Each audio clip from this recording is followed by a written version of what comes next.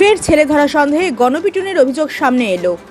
এবার হাওড়ায় বাঁকড়ায় ফকিরপাড়ায় ওই ঘটনা ঘটে বলে অভিযোগ। এলাকার একটি শিশুকে নিয়ে পালিয়ে যাচ্ছে বলে এক যুবককে ধরে বেধড়ক মারধরের অভিযোগ উঠেছে। খবর পেয়েই ঘটনাস্থলে পৌঁছয় বাঁকড়া ফাঁড়ির পুলিশ। জনতার হাত থেকে আক্রান্ত যুবককে উদ্ধারের সময় পুলিশের হাত থেকে ছিনিয়ে নিয়ে মারধরের চেষ্টা করে এলাকার মানুষ।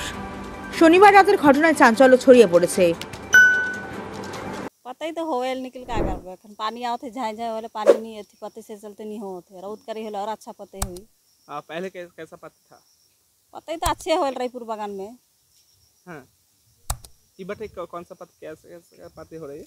बिना सार पानी कर भी पते होएल अपने से दवाई बीरो नहीं लगाए ना। मतलब इतना ज़्यादा पत्ती नहीं हो रही है?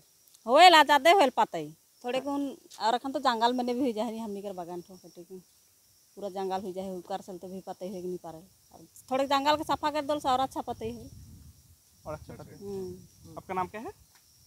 ये नामो बताई लगी সবই বাগানের এখানে বর্তমানে চায়ের পরিস্থিতি একটু খারাপই আছে, কারণ একসময় দেখেন ফার্স্ট ফ্ল্যাশে অতিরিক্ত গরম অতিরিক্ত রোদ, যার জন্য ফার্স্ট ফ্ল্যাশে মার খেয়ে গেছে। আচ্ছা, এবার সেকেন্ড ফ্ল্যাশে ধরেন এই অতিরিক্ত বৃষ্টি, রোদ নেই, যার জন্য এটাতেও কিছু প্রবলেম দেখা দিচ্ছে। হয়তো হচ্ছে কিছু চাপা পাতা গ্রিন লিফ কিছু হচ্ছে, কিন্তু কোয়ান্টিটি হিসাবে একটু কম হচ্ছে।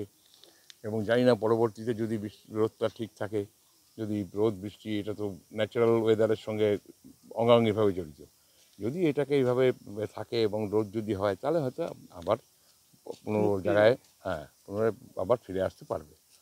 এটাই আশা রাখছি, এই আশা নিয়েই তো চলছি আমরা। আমিও চা বাগানের সঙ্গে জড়িত, অ্যাডমিনিস্ট্রেশনেই আছি বহুদিন ধরেই, বহু বছর ধরে আছি।